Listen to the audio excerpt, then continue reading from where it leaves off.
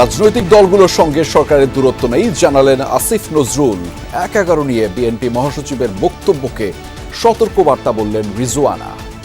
বিএনপির পক্ষ থেকে বা অন্যান্য রাজনৈতিক দলের পক্ষ থেকে যে কথাটা বলা হচ্ছে সেটা রাজনৈতিক শক্তি হিসাবে সতর্কতামূলক একটা বার্তা তারা দিতেই পারে। জয়েন করার পর থেকে শুনতেছি মন্ত্রী পরিষদ চেঞ্জ হবে, উপদেষ্টা চেঞ্জ হবে, সেই হবে, সেরকম কোনো আলাপ হয়নি। ভবিষ্যতে হতে পারে। সরকারের নিরপেক্ষতা নিয়ে প্রশ্ন উঠলে বেইমানি হবে ছাত্র জনতার ত্যাগের প্রতি, বললেন আমির খসরু। কিংস পার্টির চিন্তা বাদ দিয়ে নিরপেক্ষ থাকার আহ্বান। নিরপেক্ষতা নিয়ে যদি প্রশ্ন জাগে তাহলে সেটা হবে এই আন্দোলনের যে রক্ত দিয়েছে, প্রাণ দিয়েছে, তাদের প্রতি বেইমানি করা হবে।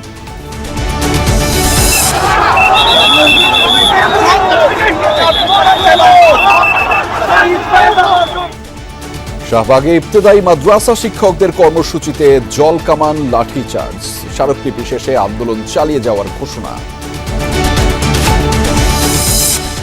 আন্দোলনে হেলিকপ্টার থেকে গুলি চালানোর ঘটনায় র্যাবের সাবেক ডিজির বিরুদ্ধে পরোয়ানা, আশুলিয়ায় লাশ পোড়ানোর মামলায় বরখাস্ত 2 পুলিশের রিমান্ড। শেখ হাসিনার মেয়ে পুতুলের কানাডার নাগরিকত্বের প্রমাণ পেয়েছে দুদক। বিশ্ব স্বাস্থ্য সংস্থায় পদ পেতে রাষ্ট্রীয় সম্পদের অপব্যবহার। ভারতের বদলে চিকিৎসার জন্য বাংলাদেশিদের চীনের ভিসা সহজের প্রস্তাবের সম্মতি। তিব্বতে ব্রহ্মপুত্র নদে বাঁধ দিলেও পানি না নেয়ার আশ্বাস বেইজিংয়ের।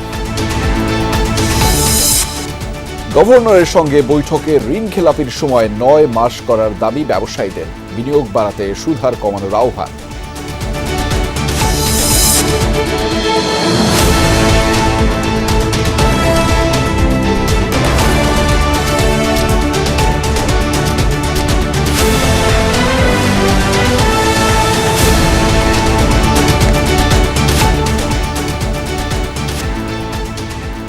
দর্শক, আমন্ত্রণ সন্ধ্যা বাংলাদেশের আয়োজনে আপনাদের সঙ্গে আছি আমি আহমেদ রেজা।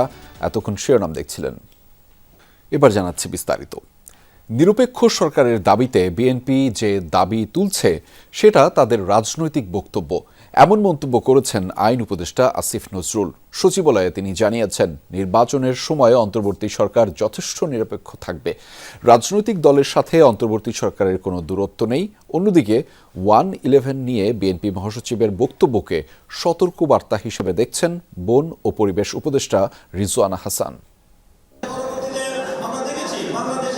অন্তর্বর্তী সরকারের কর্মকাণ্ড নিয়ে গত কয়েকদিন ধরে সমালোচনা করছে রাজনৈতিক দলগুলো। বিশেষ করে সংস্কার ও নির্বাচন ইস্যুতে প্রতিদিনই সমালোচনা করছেন বিএনপি নেতারা। এরই মধ্যে বিএনপি মহাসচিব মির্জা ফখরুল ইসলাম আলমগীর গত বৃহস্পতিবার জাতীয় প্রেস ক্লাবে এক অনুষ্ঠানে অন্তর্বর্তী সরকারের নিরপেক্ষতা নিয়েও প্রশ্ন তোলেন।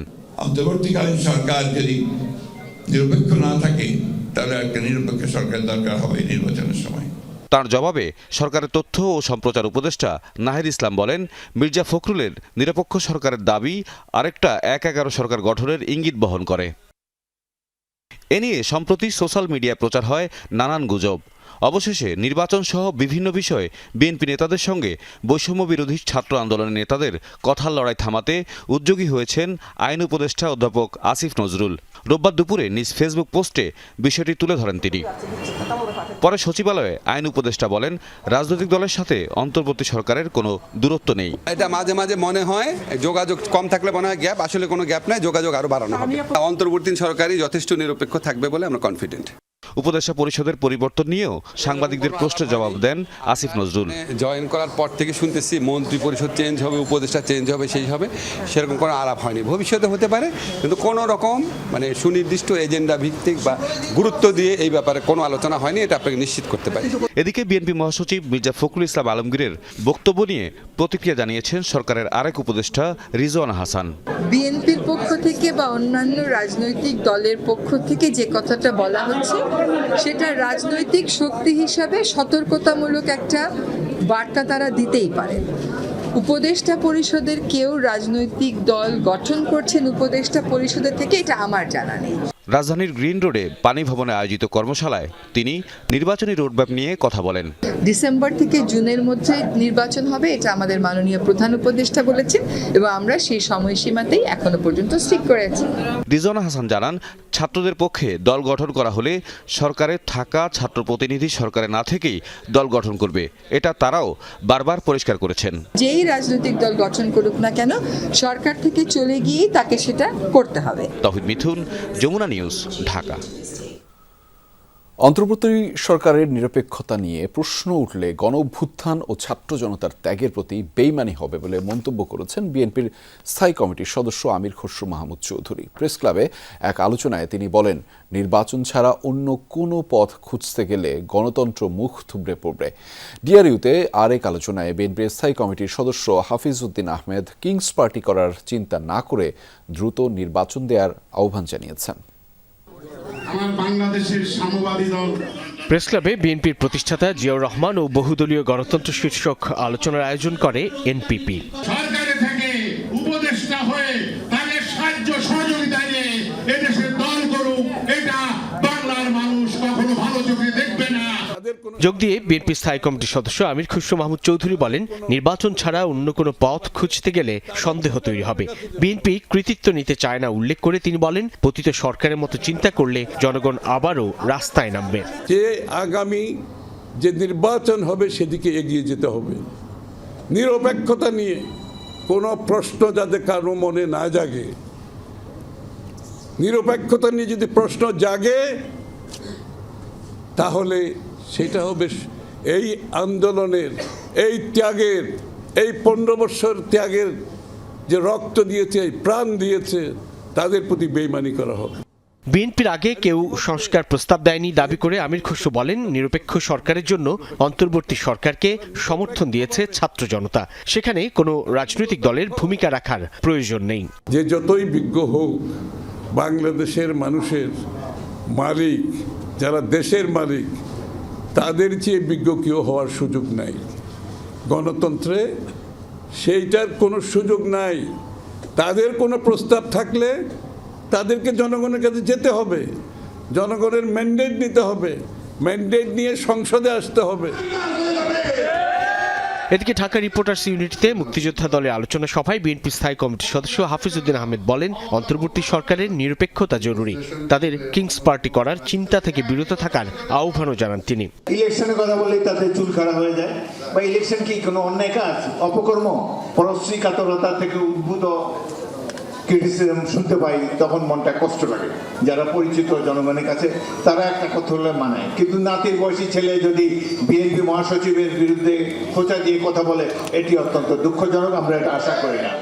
গণতন্ত্রের জন্য বিএনপির লড়াইকে অবমূল্যায়ন না করার আহ্বান জানিয়ে মেজর হাফিজ চলতি বছরের মধ্যেই নির্বাচনের দাবি জানান। ভয় পান কেন জনগণকে? আসেন নির্বাচনে, সুন্দর একটা দল বানান। সাইফুদ্দিন রবিন, যমুনা নিউজ, ঢাকা। চাকরি জাতীয়করণের দাবিতে প্রধান উপদেষ্টা বরাবর স্মারকলিপি দিয়েছেন স্বতন্ত্র ইবতেদায়ী মাদ্রাসা শিক্ষক ঐক্যজোটের প্রতিনিধিরা। এর আগে তারা স্মারকলিপি দিতে প্রেস ক্লাব থেকে রওনা হয়ে শাহবাগে পুলিশের বাধার মুখে পড়েন। জলকামান ব্যবহার করে ছত্রভঙ্গ করে দেয়া হয় আন্দোলনকারীদের। পরে বিশ্ববিদ্যালয় এলাকায় অবস্থান নিয়ে দাবি আদায় না হওয়া পর্যন্ত আন্দোলন চালিয়ে যাওয়ার ঘোষণা দেয়া হয়। শাহবাগ মোড়ে এসেই পুলিশের বাধার মুখে স্বতন্ত্র ইবতেদায়ী মাদ্রাসা শিক্ষক ঐক্যজোটের পদযাত্রা। জলকামান ব্যবহার করে ছত্রভঙ্গ করে দেয় আন্দোলনকারীদের। আহত হন বেশ কয়েকজন, যাদের গন্তব্য ছিল প্রধান উপদেষ্টার কার্যালয়ে। চাকরি জাতীয়করণের দাবিতে 8ম দিনের আন্দোলনে স্মারকলিপি প্রদান কর্মসূচি ঘিরে এই উত্তপ্ত পরিস্থিতি। পরে জড়ো হয়ে চারুকলা অনুষদের সামনে সড়কে অবস্থান নেন শিক্ষকরা। সেখান থেকেই 17 সদস্যের প্রতিনিধি নিয়ে প্রধান উপদেষ্টা বরাবর স্মারকলিপি জমা দিতে যায় স্বতন্ত্র ইবতেদায়ী মাদ্রাসা শিক্ষক ঐক্যজোট। আন্দোলনকারীরা তখন পুলিশি বাধায় ক্ষোভ প্রকাশ করেন। আমরা শিক্ষক শুধু আমাদের দাবিগুলো আদায় করার জন্য এখানে আসছিলাম, পুলিশ বিনা কারণে, একদম বিনা কোনো কারণ ছাড়া আমাদের উপর লাঠিচার্জ করছে। আমরা এই রাষ্ট্রপ্রধানের শরণাপন্ন হওয়া, তার কাছে আমাদের দাবি দেওয়া উপস্থাপন করার জন্য রওনা দেওয়া, এটা কি আমরা রাষ্ট্রবিরোধী কোনো অপরাধ করেছিলাম? আমরা কোনো অপরাধ করি নাই। আমরা 15 বছর ধরে পড়াশোনা করে নিজের টাকা খরচ করে দাবি করতে আইছে আমাদের। শুধুমাত্র আমাদের ন্যায্য অধিকার জাতীয়করণ চেয়েছিলাম, কেন আমার ভাইকে মারা হয়েছে? যদিও পুলিশ বলছে শিক্ষকরা পুলিশের অনুরোধ উপেক্ষা করে ব্যারিকেড ভাঙতে চাইলে জলকামান ব্যবহার করা হয়। কোনো রকম ঝামেলা করা যাবে না, এটা তারা কমিটমেন্ট করেছিল, কিন্তু আপনারা নিজেরা দেখলেন যে তারা এসে গিয়ে আমাদের ধাক্কা দিয়ে ব্যারিকেডটা ভেঙে প্রায় 100 জন ওই পাশে চলে গেছিল। তো এই স্বাভাবিক কারণে আমাদের শান্তি শৃঙ্খলা রক্ষার জন্য আমরা তাদের উপর পানি ছিটিয়ে মোটামুটি ডিসপার্স করার একটা ব্যবস্থা করেছিলাম। শিক্ষকদের দাবি স্বতন্ত্র ইবতেদায়ী মাদ্রাসার রেজিস্ট্রেশন স্থগিতাদেশ প্রত্যাহার করতে হবে। প্রাথমিক বিদ্যালয়ের মতো জাতীয়করণ ঘোষণা, স্বীকৃতি, বেতন ভাতা ও নীতিমালা 2025 অনুমোদনের দাবিও জানান আন্দোলনকারীরা।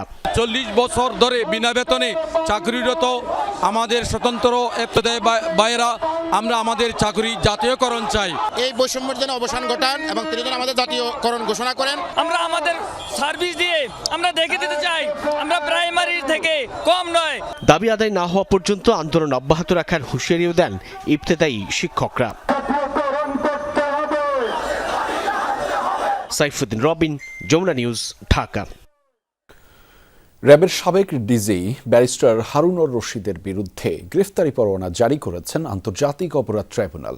আন্দোলনকারীদের উপর গুলির নির্দেশ সহ মানবতাবিরোধী অপরাধের দায়ে তাকে অভিযুক্ত করে আদালতে আবেদন করে প্রসিকিউশন। অপরাধের বিবরণ শুনে তাকে গ্রেফতারের নির্দেশ দেন বিচারপতিরা। আইনজীবীরা জানিয়েছেন, জুলাই আগস্ট অভ্যুত্থানে র্যাবের হেলিকপ্টার থেকে গুলি ছোড়ার প্রমাণ পেয়েছে অপরাধ ট্রাইব্যুনালের তদন্ত সংস্থা। জুলাই আগস্ট আন্দোলনে গণহত্যা ও মানবতা বিরোধী অপরাধের দায় এবার সরাসরি উপস্থাপন হলো র্যাবের বিরুদ্ধে। অপরাধ ট্রাইব্যুনালের এজলাসে আসে র্যাবের হেলিকপ্টার প্রসঙ্গ। ওই সময় যিনি র্যাবের প্রধান ছিলেন তার ভূমিকা নিয়েও অভিযোগ করে রাষ্ট্রপক্ষ। আমাদের যে সক্ষমতা রয়েছে, আমরা গ্রাউন্ডে কাজ করছি এবং আপনারা জানেন যে র্যাবের হেলিকপ্টার দিয়েও কিন্তু পেট্রোল করা হচ্ছে। রোববার ট্রাইব্যুনালের কার্যক্রমের শুরুতেই র্যাবের সাবেক ডিজি হারুনুর রশিদের বিরুদ্ধে গ্রেফতারি পরোয়ানা জারির আবেদন করে প্রসিকিউশন। আদালতের কাছে আইনজীবীরা বলেন, জুলাই আগস্টে আন্দোলন দমনে হেলিকপ্টার থেকে নির্বিচারে গুলি, গণহত্যার পরিকল্পনা বাস্তবায়ন করেছেন তৎকালীন র্যাব প্রধান হারুন।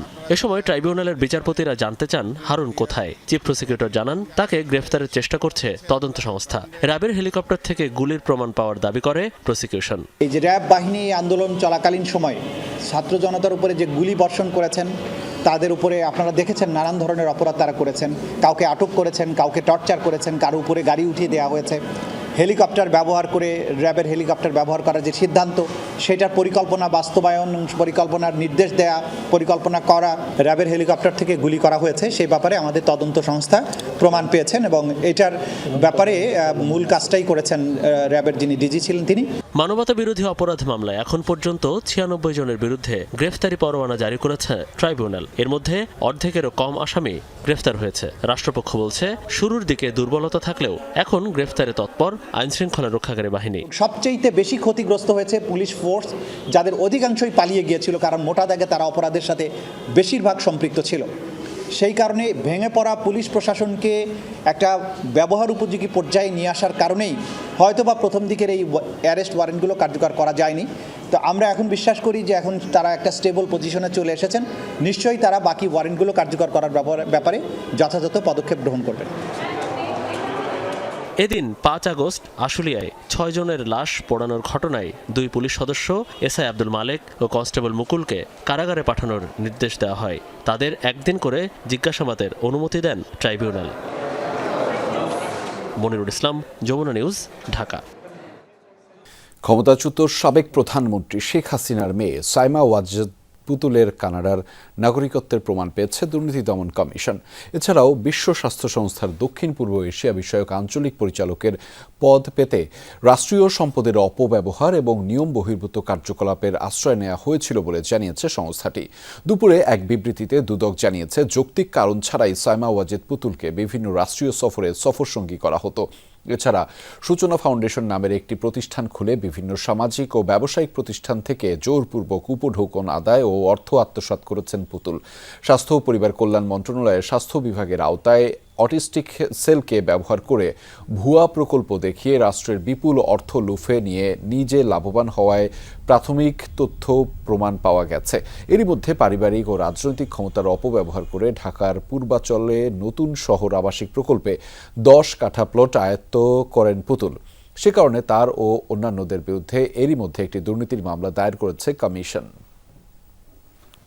বাংলাদেশের পক্ষেই কিন্তু আপনি ডব্লিউএইচওর প্রতিনিধি হিসাবে দায়িত্ব পালন করছেন। বাংলাদেশের নাগরিক হিসাবে করা এবং দ্বৈত নাগরিকত্ব ক্ষেত্রে এইগুলি নির্দিষ্ট নীতিমালা রয়েছে এবং অনুসন্ধান দল সেই বিষয়গুলো দেখছেন। সূচনা ফাউন্ডেশন, দ্বৈত নাগরিকত্ব সবগুলো বিষয়ে আমাদের অনুসন্ধান দল কাজ করছেন এগুলি নিয়ে, এবং এগুলিও প্রাপ্তি সাপেক্ষে এগুলি পর্যালোচনা করবেন।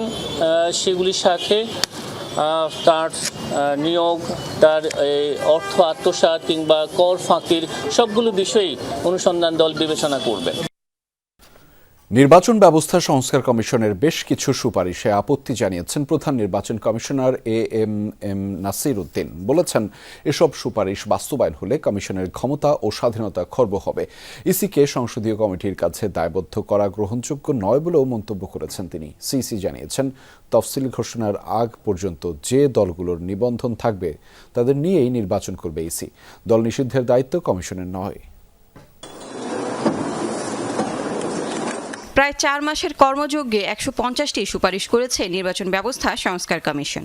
এর মধ্যে নির্বাচন কমিশনকে জবাবদিহি করার ক্ষমতা সংসদীয় কমিটির কাছে ন্যস্ত করা, ভোটার তালিকা প্রণয়ন ও সীমানা পুনর্নির্ধারণে আলাদা স্বাধীন কর্তৃপক্ষ গঠন উল্লেখযোগ্য। এসব প্রস্তাবনার বিরোধিতা করেছেন স্বয়ং প্রধান নির্বাচন কমিশনার। রোববার ইসি সচিবালয়ের মিডিয়া সেন্টারে নির্বাচন কমিশন বিটে কর্মরত সাংবাদিকদের সংগঠন reporters forum for election and democracy আয়োজিত RFED টকে অংশ নেন সিইসি। বলেন, কমিশন নিজেই স্বাধীন। আইন সংশোধন বা নতুন আইন করতে গেলে নির্বাচনের প্রস্তুতিতে অনিশ্চয়তা তৈরি হবে। সংস্কার কমিশনের সুপারিশ স্বাধীনভাবে দায়িত্ব পালনের পরিপন্থী।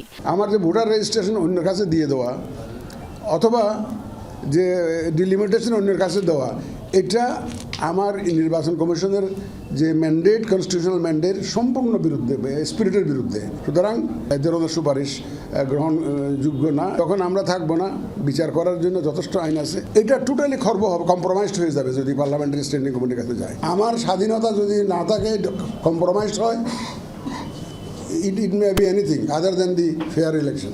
সিসি বলেন, সংস্কারের জন্য অতিরিক্ত সময়ের প্রয়োজন হলে তা কমিশনের জন্য চ্যালেঞ্জিং হবে। স্থানীয় সরকার নির্বাচন ইসির নয়, বরং স্থানীয় সরকার মন্ত্রণালয়ের। মন্তব্য করে তিনি বলেন, স্থানীয় নির্বাচন আয়োজনে 1 বছরের মতো সময় লাগবে। এসব ভোটের আয়োজন করতে হলে প্রধান উপদেষ্টা ঘোষিত সময়সীমার মধ্যে জাতীয় নির্বাচন করা চ্যালেঞ্জিং হবে। আগের যে ইসি, তাদের পজিশন আমি নাই। সুতরাং 3 মাসে যদি কেয়ারটেকার গভর্নমেন্ট যদি ইলেকশন করতে পারে, আমিও পারতাম, আমরাও পারতাম, যদি এই জিনিসগুলো যদি ফিক্স থাকতো। কিন্তু আমার কাছে আনসার্টেনিটির মধ্যে পড়ে গেছে।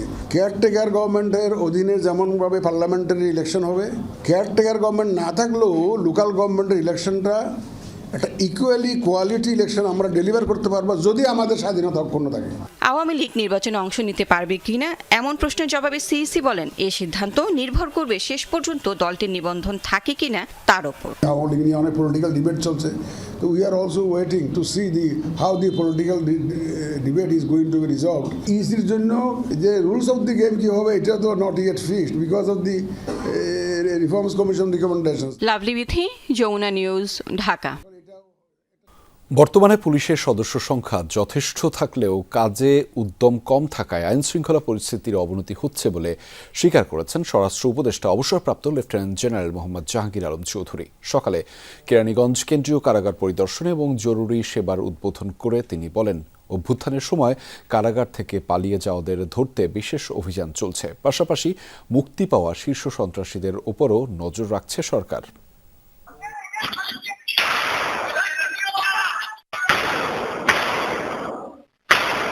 রাজধানী সহ সারা দেশে হঠাৎ করেই বেড়েছে ছিনতাই, ডাকাতি, চাঁদাবাজি সহ সন্ত্রাসী হামলার ঘটনা। দিনে রাতে প্রকাশ্যে এসব ঘটনায় উদ্বিগ্ন সাধারণ মানুষ। প্রতিপক্ষের উপর ধারালো অস্ত্র নিয়ে ঝাঁপিয়ে পড়া ছাড়াও খুন খারাপের ঘটনা ভাবিয়ে তুলেছে খোদ আইন শৃঙ্খলা বাহিনীকেও। কেন্দ্রীয় কারাগার পরিদর্শনে এসে স্বরাষ্ট্র উপদেষ্টাও স্বীকার করলেন উদ্বেগের কথা। আপনার সাথে আমি অস্বীকার করব না, ছিনতাই চাঁদাবাজি হচ্ছে এবং যারা করতেছে তারা ধরাও পড়তেছে, আবার ছাড়া পাওয়ার পরে আবার তারাও আবার এর ভিতরে করতেছে।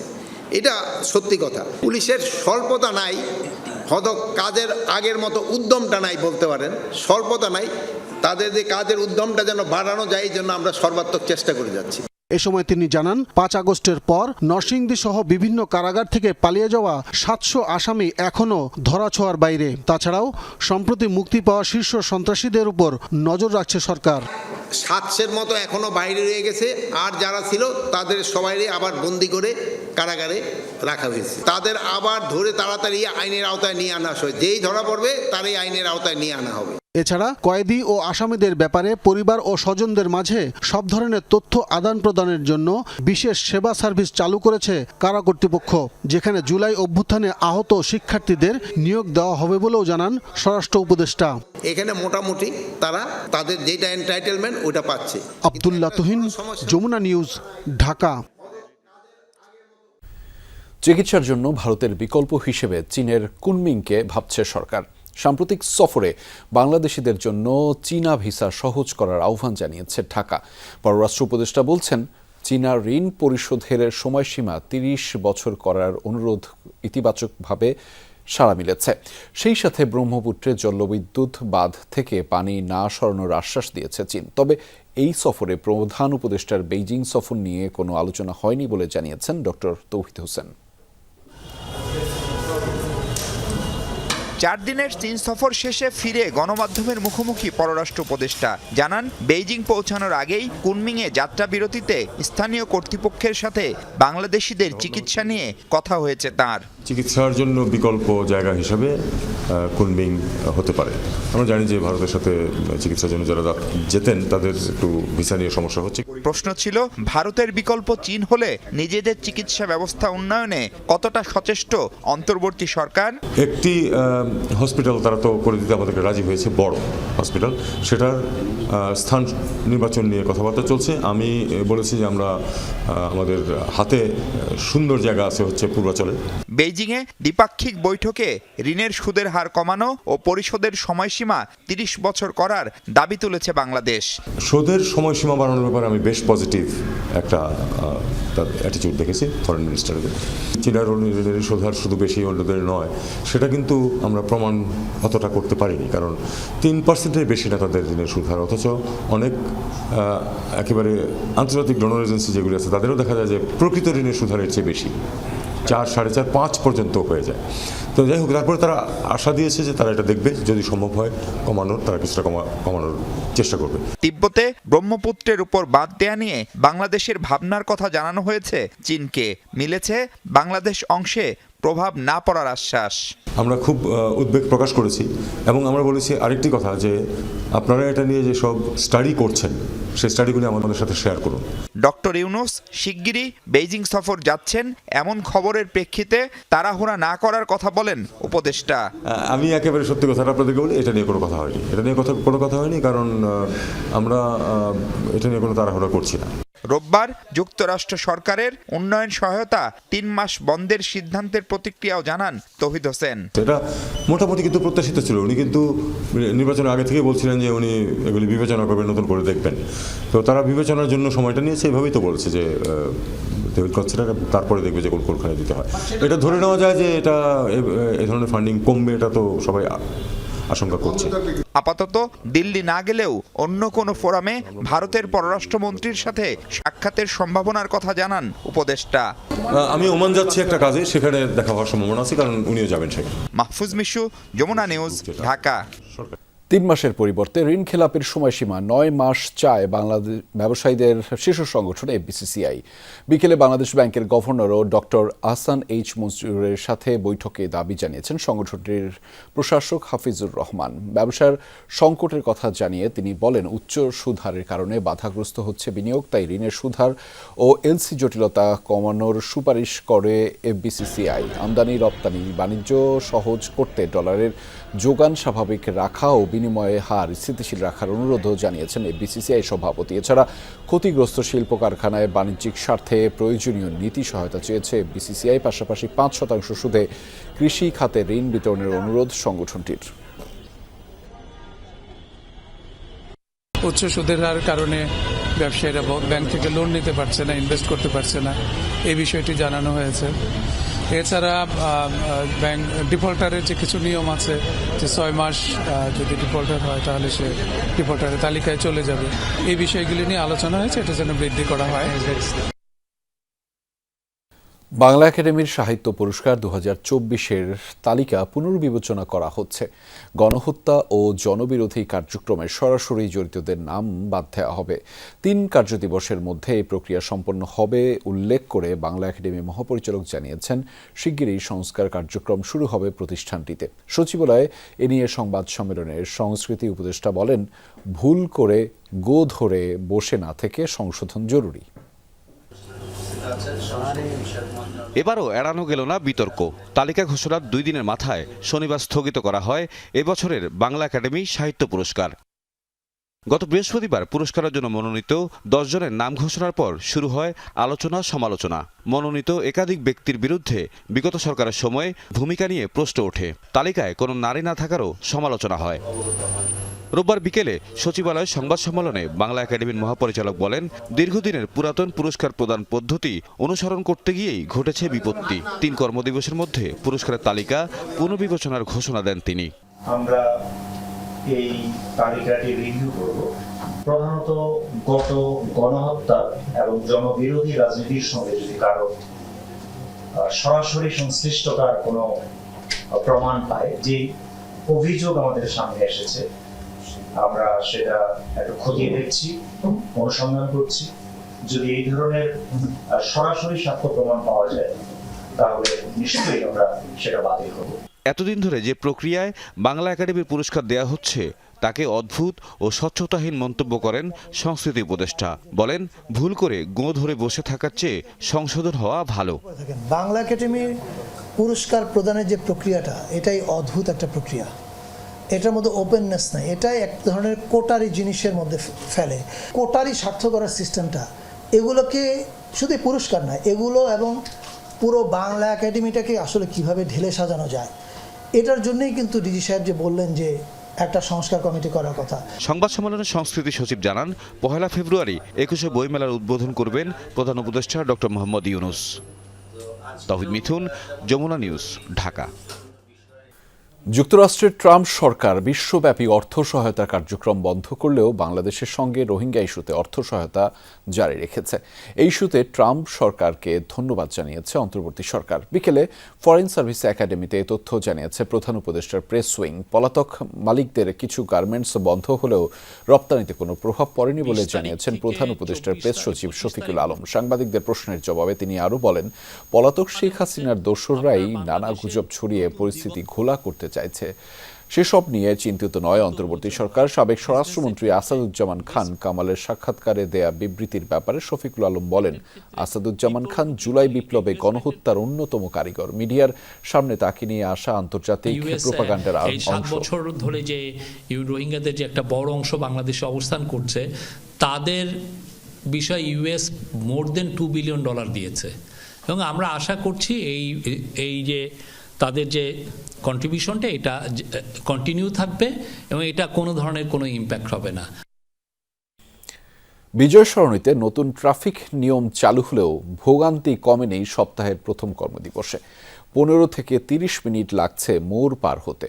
ট্রাফিক বিভাগ বলছে, চালকরা অসচেতনভাবে আগের নিয়মে চলতে গেলে জটলা বাঁধছে। অন্যদিকে চালকদের দাবি, যথেষ্ট প্রচারণা ছাড়াই নিয়ম পরিবর্তন করা হয়েছে। রাজধানীর অন্যতম ব্যস্ত এলাকা বিজয় সরণি। যানজট কমাতে সরণির ডান দিকে মোড় নেয়া শনিবারই বন্ধ করেছে ট্রাফিক বিভাগ। তবে রবিবার প্রথম কর্মদিবসে ট্রাফিক নিয়ন্ত্রণে হিমশিম অবস্থা তৈরি হয়। সকাল থেকেই যানজট নিয়ন্ত্রণের চেষ্টা করেছেন পুলিশ সদস্যরা। তবে অন্যান্য দিনের তুলনায় দীর্ঘ হয়েছে যানজটের জটলা। বিজয় সরণি থেকে মহাখালী ও সার্ক ফোয়ারা পর্যন্ত তৈরি হয় লম্বা জট, যা আশেপাশের সংযোগ সড়কগুলোতেও ছড়িয়ে পড়ে।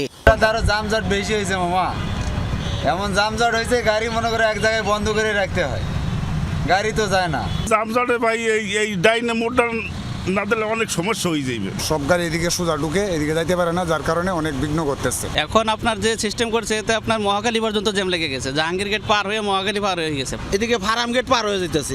এই গাড়িগুলো যে আরো যানজটের ভোগান্তি শুরু হচ্ছে। গেল কয়েকদিন ধরে গণমাধ্যমে খবর প্রচারিত হলেও জানেন না বেশিরভাগ নগরবাসী। ফলে মোড়ে এসে তৈরি হয় জটলা। যাত্রীদের অভিযোগ, মোড় পার হতে আগের চেয়ে বেশি সময় লাগছে। এই সিগন্যাল পার হতে আগে লাগতো ফার্মগেট থেকে এই পর্যন্ত 10 মিনিট, আজকে অলরেডি আমার 22 মিনিট হয়ে গেছে, মানে এখন আমি পার হতে পারি না। আমি তো আসলে জানি না যে এটা বন্ধ করছে।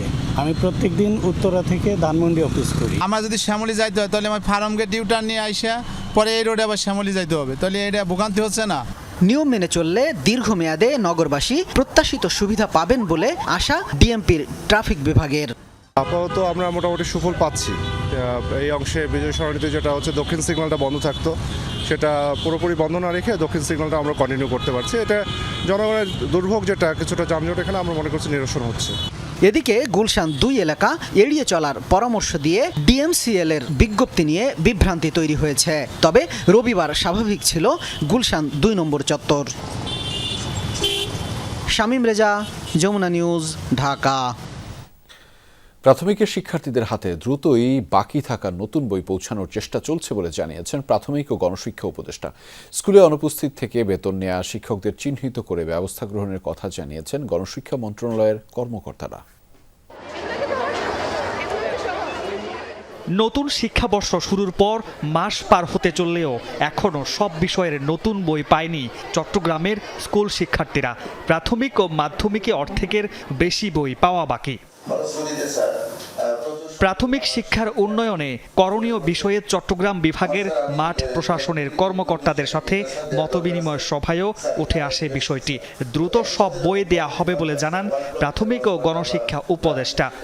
যে আমরা চেষ্টা করে যাচ্ছি অনবরত।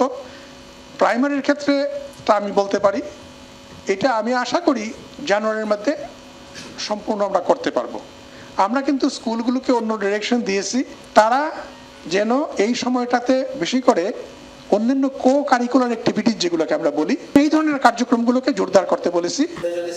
সভায় এমপিও ভুক্তা ও শিক্ষক নিয়োগে অনিয়ম, শিক্ষার্থীদের ভর্তি ও ছাড়পত্র নেয়ার সময় বাড়তি টাকা গ্রহণের অভিযোগ এবং বিভিন্ন অনিয়মের বিষয়ও উঠে আসে সভায়। চাকরি পাওয়ার জন্য যতটা আগ্রহ আছে, চাকরি করার জন্য ততটা আগ্রহ থাকে না। এটা কেন? যিনি আমার সাথে থাকবে না, তাকে আমার লাগবে না। স্কুলে অনুপস্থিত থেকে বেতন নেওয়া শিক্ষকদের চিহ্নিত করে ব্যবস্থা গ্রহণের কথা জানান গণশিক্ষা মন্ত্রণালয়ের এই কর্মকর্তা। দু একজন শিক্ষক থাকতে পারে যারা উপস্থিত না থেকে পড়ছে, বেতনটা তুলছে, কর্মস্থলে উপস্থিত হচ্ছে না। আমি এটা চিহ্নিত করে তাদের বিরুদ্ধে ব্যবস্থা নিতে বলেছি। মামুন রশিদ অভি, যমুনা নিউজ, চট্টগ্রাম। সামরিক আইন জারির জেরে আনুষ্ঠানিকভাবে অভিযোগ দায়ের করা হল দক্ষিণ কোরিয়ার প্রেসিডেন্ট ইউন সুক ইয়োলের বিরুদ্ধে। দুর্নীতি, ক্ষমতার অপব্যবহার, রাষ্ট্রদ্রোহিতা ও সামরিক আইন জারির ব্যর্থ প্রচেষ্টার জেরে গেল সপ্তাহে আটক করা হয় দক্ষিণ কোরিয়ার প্রেসিডেন্ট ইউন সুক ইয়োলকে। প্রেসিডেন্টের বিরুদ্ধে আনা অভিযোগের তদন্ত করেছিল দেশটির দুর্নীতি বিরোধী সংস্থা কারাপশন ইনভেস্টিগেশন অফিস CIO। রোববার সংস্থাটির তদন্তের তথ্যের ভিত্তিতে আনুষ্ঠানিকভাবে অভিযোগ দায়ের করা হয়েছে ইউন সুক ইয়োলের বিরুদ্ধে। গেল কয়েক দশক ধরে দক্ষিণ কোরিয়ায় কোনো অপরাধীর বিরুদ্ধে মৃত্যুদণ্ডাদেশ কার্যকর না হলেও অভিযোগ প্রমাণিত হলে আজীবন কারাদণ্ড, এমনকি মৃত্যুদণ্ডও হতে পারে অভিশংসিত প্রেসিডেন্টের।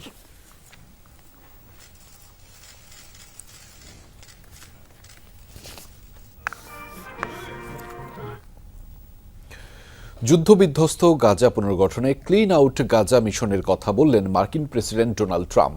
উপত্যকা থেকে জঞ্জাল সরানোর নামে ফিলিস্তিনিদের মিশর ও জর্ডানে পাঠানোর পরিকল্পনা করছেন তিনি। আলোচনার ইঙ্গিত দিয়েছেন অন্যান্য আরব দেশগুলোর সাথেও। তবে প্রশ্ন উঠছে, গাজা থেকে ফিলিস্তিনিদের বিতাড়িত করাই কি ট্রাম্পের আসল উদ্দেশ্য? দীর্ঘ 15 মাসের আগ্রাসন শেষে ইসরায়েলি বাহিনী গাজা ছাড়লেও রয়ে গেছে মাইলের পর মাইল ধ্বংসস্তূপ। জমা হয়েছে 5 কোটি টনেরও বেশি জঞ্জাল, আবর্জনা, যা সরাতে সময় লেগে যেতে পারে অন্তত 2 দশক। মোটা দাগে উপত্যকার সিংহভাগই এখন বসবাসের অযোগ্য। এমন পরিস্থিতিতে জঞ্জাল সরানোর অজুহাতে গাজার বাসিন্দাদের অন্যত্র স্থানান্তরের পরিকল্পনা করছেন মার্কিন প্রেসিডেন্ট ডোনাল্ড ট্রাম্প। এজন্য মিশর ও জর্ডানকে ফিলিস্তিনিদের আশ্রয় দেওয়ার আহ্বান জানিয়েছেন তিনি। জর্ডান আরও ফিলিস্তিনিদের আশ্রয় দিলে খুশি হব, কারণ গাজার দিকে তাকালে মনে হয় এটা পুরোটাই একটা ধ্বংসস্তূপ। তাই তারা ফিলিস্তিনিদের গ্রহণ করলে ভালো হবে। প্রায় 10 থেকে 15 লাখ মানুষের কথা বলছি, তাহলেই আমরা এই গোটা স্থান পরিষ্কার করতে পারি। ফিলিস্তিনিদের জন্য নতুন আবাসনের ব্যবস্থায় আরব নেতাদের সাথে কথা বলার ইঙ্গিত দিয়েছেন ট্রাম্প। কিছু একটা করতে হবে। গাজা পুরোটাই এখন একটি ধ্বংসস্তূপ, প্রায় সবকিছুই নিঃশেষ হয়ে গেছে, সেখানে মানুষ মারা যাচ্ছে। তাই ফিলিস্তিনিদের জন্য অন্য কোনো স্থানে আবাসন ব্যবস্থা নিশ্চিতে আরব দেশগুলোর সাথে আলোচনা করব ভাবছি, যাতে তারা শান্তিতে বসবাস করতে পারে। কিন্তু মার্কিন প্রেসিডেন্টের এই পরিকল্পনার উদ্দেশ্য নিয়ে স্বাভাবিকভাবেই উঠছে প্রশ্ন। ক্লিন গাজা মিশনের নামে কি উপত্যকা খালি করতে চাইছেন ডোনাল্ড ট্রাম্প? একবার জন্মভূমি ছাড়লে আর কি কখনো গাজায় ফিরতে পারবেন ফিলিস্তিনিরা? অনিক রহমান, যমুনা নিউজ। দর্শক, এই ছিল আজকের সন্ধ্যার বাংলাদেশের আয়োজনে। এতক্ষণ আমাদের সাথে থাকার জন্য আপনাদের সবাইকে ধন্যবাদ।